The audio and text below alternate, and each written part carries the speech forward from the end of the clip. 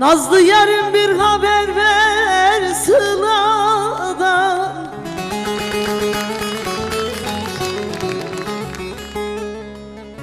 Dağlar karın attıysa geleyim.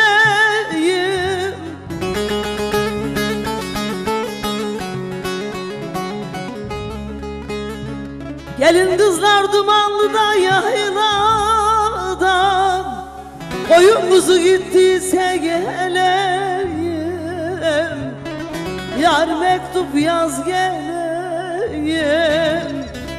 bir haber ver geleyim.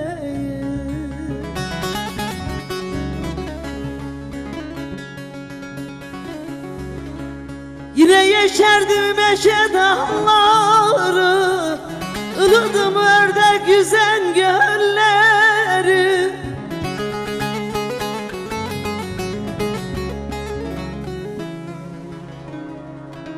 Gün yamaca giden çamur yolları, madımaklar tuttuysa geleyim. Yar mektup yaz geleyim, bir haber sal geleyim.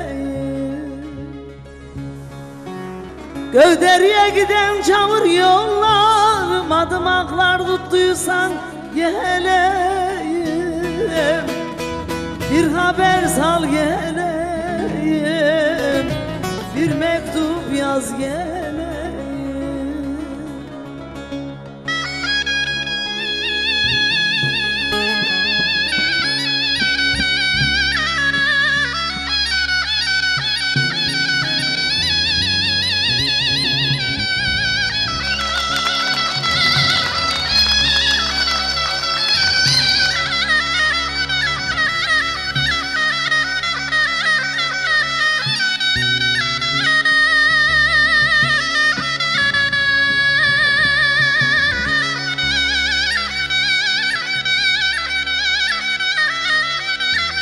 Alkış, alkış.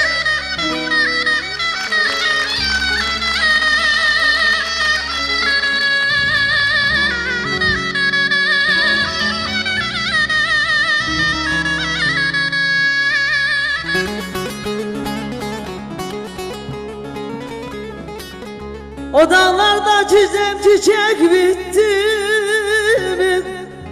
Kayadan kayaya keklik öttü mü?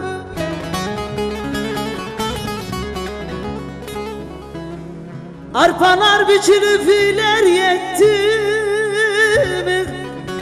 Harman vakti çattıysa geleyim. Yar mektup yaz geleyim, bir haber sal geleyim.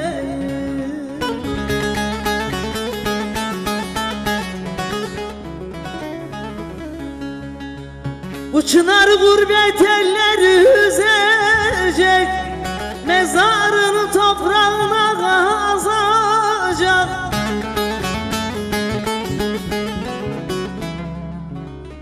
Mektubuma hemen cevap yazacak. Elin kalem tuttuysa geleyim.